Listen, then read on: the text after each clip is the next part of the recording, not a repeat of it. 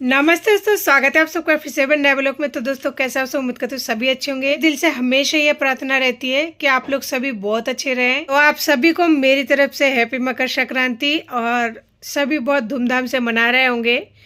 सभी के लाइफ में हर खुशी अलग अलग तरह की मायने रखती है। तो मेरे लिए कोई भी त्यौहार अच्छी यादें नहीं है।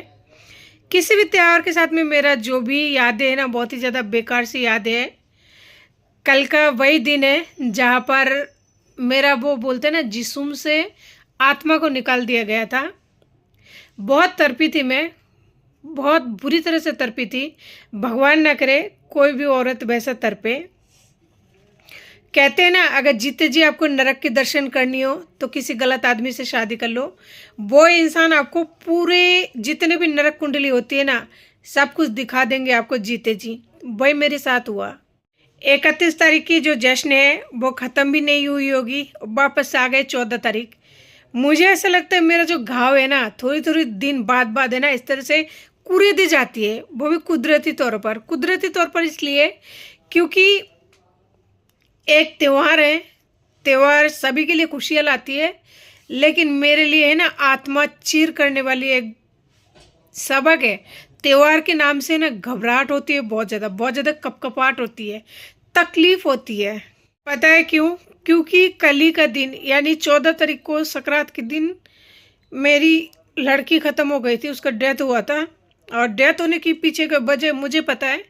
हर बात को सोशल मीडिया पर नहीं बताया जाता है।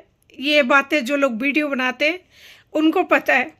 सभी के लिए त्यौहार है, लेकिन मेरे जो आत्मा है ना, जब 31 तारीख आई थी उससे 15 दिन पहले से रो रही थी मैं, क्योंकि 31 तारीख आने वाला था। लोगों के लिए नए साल नई शुरुआत करनी थी, और मेरे लिए एक जख्म भरा रात था। वो रात कट लिया बड़ी मुश्किल से। फिर से आ गई 14 जनवरी। 2-4 दिन पहले से इतनी बुरी तरह से बीमार हो रही हूँ, जहाँ पे मेरे हाथ पैरों में इतना ज़्यादा तकलीफ है, मैं खड़े तक नहीं हो पा रही हूँ। हाथों को मुट्ठी तक ठीक से बंद नहीं कर पा रही हूँ। बच्चों को भूखा तक सुला रही हूँ। देखते देखते, इंतजार करते करते, घबराते घबराते आखिरकार आ ही गया 14 जनवरी। पता है, कई बार खाना खाना भूल जाती हूँ। कई बार ये याद नहीं रहता है कि आने वाले दिन मतलब क्या करना है, या फिर क्या बार है, टाइम क्या हो रही है। कुछ कुछ चीज़ें भूल जाती हूँ। मैं ये कहती हूँ भगवान से, भगवान में जैसे कोई त्यौहार आता है मैं उससे क्यों नहीं भूल जाती हूँ। क्योंकि त्यौहार आने से पहले ना सभी के आस पड़ोस में बच्चे बड़े सभी की बहुत ज़्यादा धूमधाम से चालू हो जाता है ना। इसलिए 14 तारीख के दिन भी मेरे लिए एक ऐसा ही काल है जहाँ मैं चाहकर भी नहीं बुला सकती। ऐसी अभागन माँ हूँ। एक बच्चे को वही बात है ना, मैं नहीं बता सकती मैंने उसे कैसे खोया है। पता है, एक पति जब पत्नी को छोड़ के जाता है ना तो उसे तकलीफ होती है, लेकिन जब वो बातों को याद करती है ना कि उसके साथ में क्या क्या हुआ है, उस बंदे ने उस औरत के साथ में क्या क्या किया है, तो फिर उस चीज को, उस इंसान को भुलाने में ना काफी ज्यादा मदद मिलती है। मैं उस बंदे से प्यार करती थी, मुझे वो याद आते हैं, लेकिन वैसा वाला फीलिंग नहीं आता जैसा पहले था। क्योंकि मुझे पता है मेरी बेटी कैसे खत्म हुई है। मुझे पता है हर बात पर मैं डॉक्टर के पास क्यों भग के जाती हूँ। एक औरत जब एक बच्चे किस तरह खत्म हुई है उसको पता होना, तो वो ये सोचती है कि पति गया तो उसको जाने दे। लेकिन जो 2 बच्चे हुए हैं ना, उसे अपने पास रखे, उसे सुरक्षित रखे, सेफ रखे, और उनके लिए जो बन पड़े ना, जो करना पड़े उसे कर ले। ना तो मुझे कपड़ों की पड़ी रहती है, ना तो खुद की फेस की पड़ी रहती है, ना खुद की पड़ी रहती है। बस कुदरती तौर पर जो मेरा तबीयत खराब होती है ना, उसकी वजह से मैं टूट जाती हूँ। नहीं तो ना मेरे साथ ऐसा भी होता है जहाँ मैं 24-24 घंटे तक भूखी भी रह जाती हूँ। कोई मानेंगे? नहीं मानेंगे, लेकिन ये हकीकत है, परमात्मा जानता है। आज अगर मैं मर भी जाऊं तो मेरे बच्चे इस चार दीवारी के अंदर घुट के मर जाएंगे, कोई नहीं है उनको संभालने वाला। ना तो मेरा पति आएंगे, ना मेरी माँ आएगी, कोई नहीं आएंगे। आज कितने दिन से मैं इन हाथ पैरों के दर्दों से तड़प रही हूँ। मम्मी तक को मैंने बता दिया, हर वीडियो में मैंने बोल दिया कि मुझे तकलीफ है, मैं परेशान हो रही हूँ, मैं बीमार हूँ। कोई आया? कोई नहीं आया। मेरी माँ आती है ना, ओनली 3 से 4 घंटे के लिए आती है। सुबह आती है 9-10 बजे, उसके बाद में जैसे मैं घर पे एंट्री करती हूँ वो चली जाती है। मैं 8 महीना 25 दिन तक प्रेग्नेंट रही, लड़की को पेट में लेके। 8 महीना 25 दिन लड़की मेरी पेट में रही। आज ही के दिन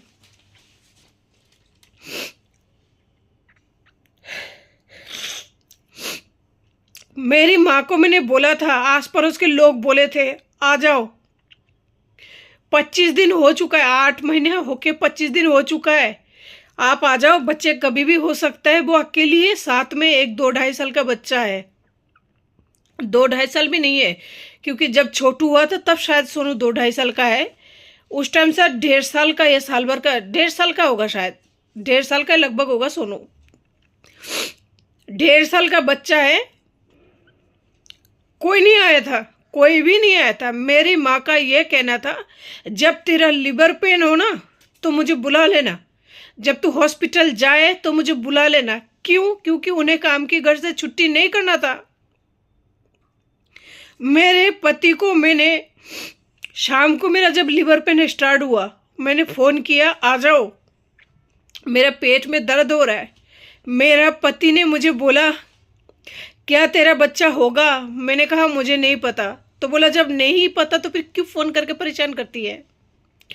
अभी 5 बज रहे हैं, मैं 6 बजे आऊँगा, 6 बजे ड्यूटी ख़त्म होगा, उसके बाद में मैं यहाँ से निकलूँगा, ड्यूटी ख़त्म करने के बाद में। वो बंदा आए नहीं। मैं 1.5 साल की बच्चे को लेकर अकेली बाथरूम में जन्म दिया है मैंने अपनी बच्ची को, खुद से। छोटू भी मेरा खुद से ही हुआ है। बस फर्क इतना सा है, मैं उस टाइम वीडियो नहीं बनाती थी, लेकिन आज अगर मैं कोर्ट कचहरी जा रही हूँ तो मेरे पास प्रूफ है, उस प्रूफ के बलबूते पर मैं जा रही हूँ। हर चीज़ को मैं यहाँ पर नहीं दिखा सकती, बस कुछ चीज़ें हैं, जब बहुत ज़्यादा मन भर जाता है ना तो आप लोगों से शेयर कर देती हूँ। मेरा बच्ची कैसे मरी है मुझे पता है। 3.25 किलो का हुआ था वो। मेरा सोनू भी 3.25 किलो का हुआ था, छोटू भी 3.25 किलो का हुआ, लड़की भी मेरी 3.25 किलो की हुई थी। लेकिन कैसे क्या हुआ ना मुझे पता है,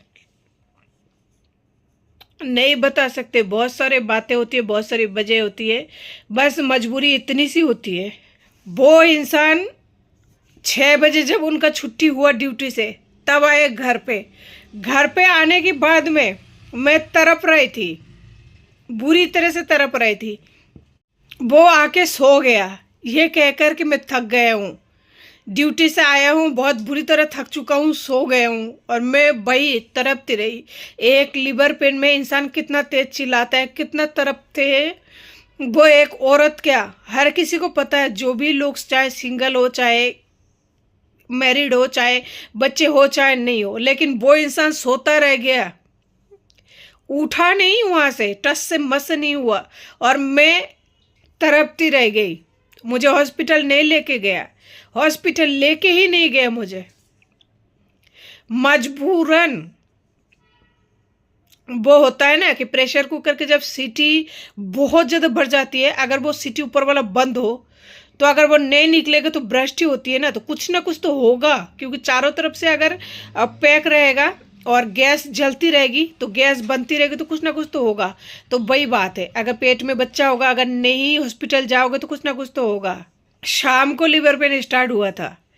वो इंसान आए थे 8 बजे, और 8 बजे से लेकर पूरे रात निकल गए, लेकिन मुझे हॉस्पिटल नसीब नहीं हुआ। तो समझ सकते हैं कि क्या हालत हुई होगी मेरी। ना तो मेरे पास में मेरी माँ थी, ना तो मेरा पति था। मेरा बच्चा तो हाल ही में 15-16 महीने का था। किस तरह तड़पी हूँ मैं, किस तरह तरसी हूँ मैं अपने आप को, है ना। ये 14 तारीख को जो सकराहत होती है ना, मैं उस टाइम देख पाती हूँ कि हाँ मैं इस तरह से तड़पी थी। तब जाके मैं उस इंसान से नफरत कर पाती हूँ, तब जाके उस इंसान को घिन आती है मुझे उस इंसान से, तब जाके मैं उसको भुलाने में सक्षम हूँ। मुझे मेरी मन में ना बहुत ज्यादा नफरत भरी हुई है उस बंदे के पीछे। मैं यह चाहती हूँ मेरा बच्चा जैसा भी है, दोनों बच्चे सेफ रहे, उनके लिए चाहे मुझे कुछ भी करना पड़े, क्योंकि एक बच्चे का जो दर्द, जो जख्म होती है ना, मैं सह रही हूँ सीने के अंदर। 14 तारीख जैसे आती है ना, मेरे सीने में ऐसे खंजर से घुस जाती है। 31 तारीख को मेरा दुनिया उजड़ गई थी, 14 तारीख को मेरी जिस्म से जान निकल गया था। जितनी भी त्योहारें आती है ना, मेरे लिए कोई ना कोई ऐसी करवाट लेके आती है ना, जिसकी वजह से मैं पहले से ही टूट जाती हूँ, दिमाग से टूट जाती हूँ, शरीर से टूट जाती हूँ, हर तरह से टूट जाती हूँ। तो फाइनली आज सकरात का दिन है। मैं भगवान से यही प्रार्थना करूंगी कि भगवान जो दिन आपने मुझे दिखाया, किसी भी औरत को मत दिखाना, चाहे वो मेरा दुश्मन का दुश्मन क्यों ना हो, किसी भी औरत को मत दिखाना। क्योंकि औरत की जिंदगी में अगर कोई भी चीज आती है ना, वो अगर छीन जाती है तो वो उसे नहीं भूल पाती है। मैं आज भी उस रात को नहीं भूल पाई, उस दर्द को नहीं भूल पाएंगी, और मैं जिंदगी भर नहीं भूल पाऊंगी। कोई भी माँ अपनी बच्चे चाहे खत्म क्यों ना हो जाए, लेकिन उसकी दर्द से ना खत्म होती रहती है, पल पल तरसती रहती है, तड़पती रहती है। तो भगवान ऐसी तरफ किसी को मत देना, बस मैं यही विनती करती हूँ, यही सबके लिए प्रार्थना करती हूँ, जितने भी चाहे वो दुश्मनी क्यों ना हो।